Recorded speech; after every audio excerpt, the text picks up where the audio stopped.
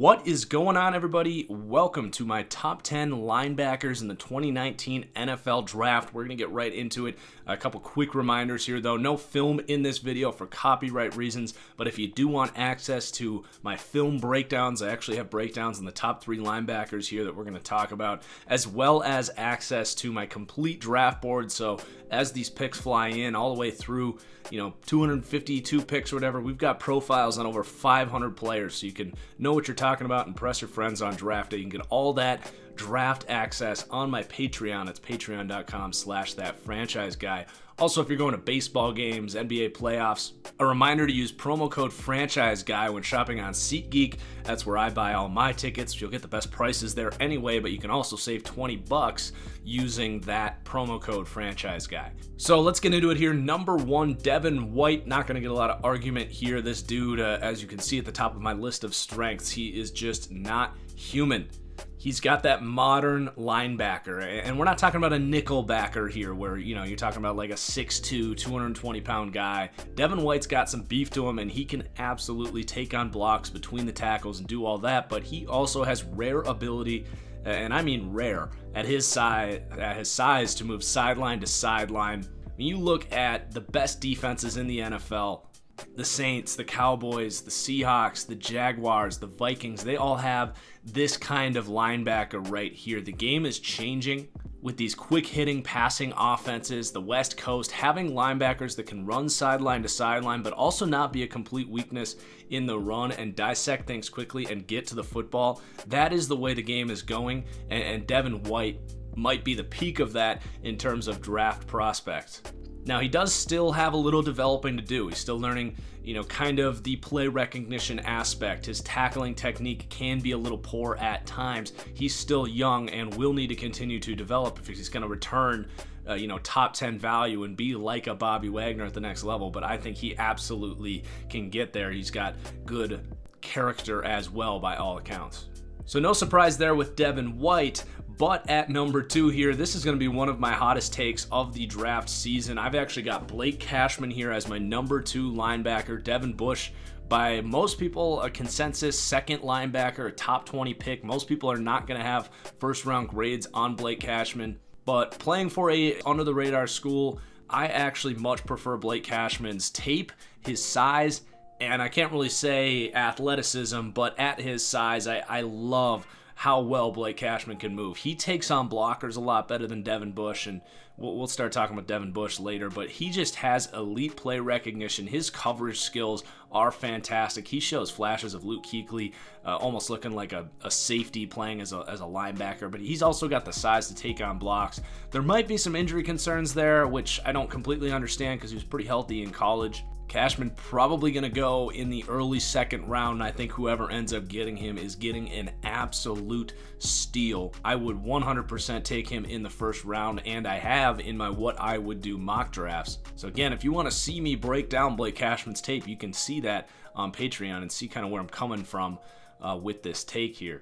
But then number 3, we got Devin Bush. And I think having Cashman above him is more of a reflection of how I feel about Cashman, less so about what I think about Devin Bush. No, I do think Devin Bush can be a little over-aggressive at times, can get stuck on blocks because he does not have super long, he's not very tall. I think his arms are a little longer than you would expect at his size, but he is a smaller player. Now, that does come with the added benefit of great coverage ability, elite speed. I also have a first-round pick on Devin Bush. I think all 3 of these players are going to be fantastic in the NFL. I don't want this to come off like I do not like Devin Bush. Given the supply and demand across the league at the position, I think all 3 very well deserve to be top 20 picks in the NFL draft. Bush, just like Cashman, is just an elite mind, a competitor, a sure tackler, really smart in coverage. I think Cashman and Bush are actually going to be better in coverage than White right away. I think they just have a better understanding of zone responsibilities and route concepts, and they can really break in short areas on, the more basic concepts that they're going to see in the NFL quite a bit. So those 3 are really all kind of in a tier of their own. I think they're all very close as well. Devin White just kind of sets himself apart because he is such a freak, but they are really all freak athletes. And then you're going to get to number 4 here, and this is definitely a tier drop off I think if you're not getting one of those top 3, you're probably waiting till the end of the second or the third round to grab one of these next linebackers if you're going to stick to your board and find good value in the draft. But Ben Burr-Kirven, you can really say a lot of the things you said about Blake Cashman with Kirven. He is a little smaller, though. He does take on blocks decently well at his size, but you can see him getting manhandled at times as well. My comparison for him is Matt Milano, who had just a breakout season there in Buffalo. Now, he is an elite athlete. He's more of a safety than a linebacker, though. He might end up being just a nickel linebacker. I don't know how good he's going to end up being on first down. Now, guys like Deion Jones, Telvin Smith, they've proved to be 3-down linebackers despite their size, and there's no reason to think Kirven can't get there. But you do see those weaknesses in run defense. But from a coverage perspective, getting sideline to sideline and shutting down screens, outside runs, throws to the flat, checkdowns, he's going to be elite in that regard. I think there's absolutely a role for him, just like Matt Milano has in Buffalo. The NFL is all about getting to third down and getting your nickel package in there. And he's going to be very good in that package. Then number 5, Germaine Pratt. Now, he's kind of the more prototypical 6'2", 240.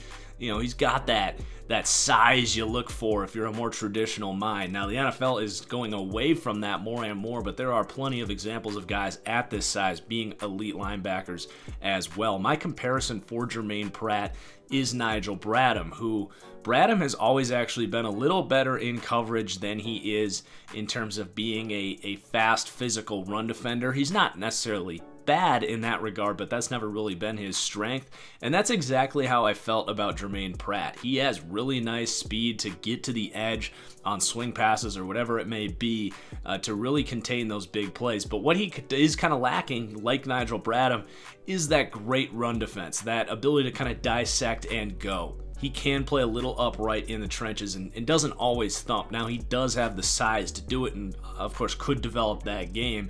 There's also a little bit of a Darius Leonard vibe here from Germaine Pratt, who I didn't think Leonard's college tape, at least what I had seen, was overly impressive.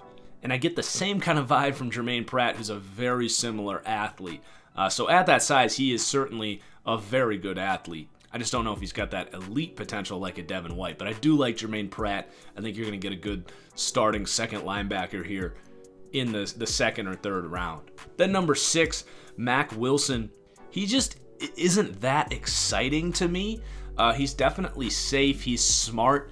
He the way I describe him is he is going to keep everything in front of him. He's going to limit big plays. I think he'd be a fantastic second linebacker for that matter, but I don't really see him flying into the backfield, making big plays in the backfield, blowing things up, making flash plays in coverage. He's just kind of in the right place, not necessarily at the right time, but when his team needs him. He's a sure tackler, a good, not great athlete, has some length over the middle in coverage. I think he's going to have a pretty solid NFL career as a starter. I just don't know if I ever see him projecting as a number 1 elite coverage guy, elite run defender, anything like that. My comparison for him is Jake Ryan. Then number 7, Vosean Joseph. Now, this is kind of the raw freak athlete that we've seen come out in the last couple years. Comparisons are going to be like Jerome Baker, or on the opposite end of the spectrum, Duke Riley, who came out of LSU and has been a complete bust for the Atlanta Falcons. So I think he's somewhere in that spectrum. He's a little bigger than Jerome Baker, but just this kind of profile reminds me of him. He's a guy that's career has been upward trajectory, young player, a junior. He needs to be coached up, put in the right scheme. He's not exactly a powerful dude, but he does have some decent size. Deion Jones, another guy that kind of went in the second to third round range that just totally exceeded expectations after developing really well. So he kind of fits that mold. You're taking a swing here. There's a chance that he is Duke Riley and just isn't physical enough, isn't smart enough in coverage, and just has those physical tools that never turn into anything. But I think there's also a chance that he becomes Deion Jones. So he's a really intriguing prospect. It's hard to say if he's going to be good or bad. It's going to come down to coaching and surrounding situation and putting him in the right system. But this certainly will be a high upside pick in the late second, early third round. Unfortunately, we don't have workout grades for him, which I think has pushed him back. I think it's a hamstring issue, which is a little concerning. Probably a second round pick, certainly, if he comes out and runs, a 4.5, just like we've seen from like Blake Cashman or Ben Burr-Kirven. You just don't have that security in the type of athlete that Joseph is. Then number 8, this is a player I think everyone should keep an eye on. Sutton Smith out of Northern Illinois. One of the more intriguing prospects I've evaluated since I've been doing this here on YouTube. Now, have no doubt about it, Sutton Smith was an absolutely elite pass rusher at Northern Illinois. Consistently leading the nation in pressures, hurries, sacks. But at 6 feet, 237, I think he played at. Now he's down to 233. Gonna have to make the transition to a more traditional linebacker position because he was like a defensive end, outside linebacker, edge type. He's gonna have to learn a completely different position, but you are talking about a rare type of athlete here. Elite burst, elite quickness, great playmaking instincts. Just a true football player and a guy that I think is going to do everything he can to be a successful off-ball linebacker in the NFL. He offers a lot of versatility as well. That's why I like his fit with New England. Honestly, if they took him in the first round, I would call it a great pick because in that system where he can rush the passer, because in certain situations, blitzing off the edge or just lining up as an edge outside linebacker, he can get after the quarterback. I just don't know if you're really relying on that at his size because he will get pushed around quite a bit. Especially if you're asking him to defend the run in that situation. But if he can develop coverage skills and transition to being a more middle linebacker type, I think there's no reason he can't be an elite middle linebacker. He just has to learn a new position. It's a little bit of an awkward pick.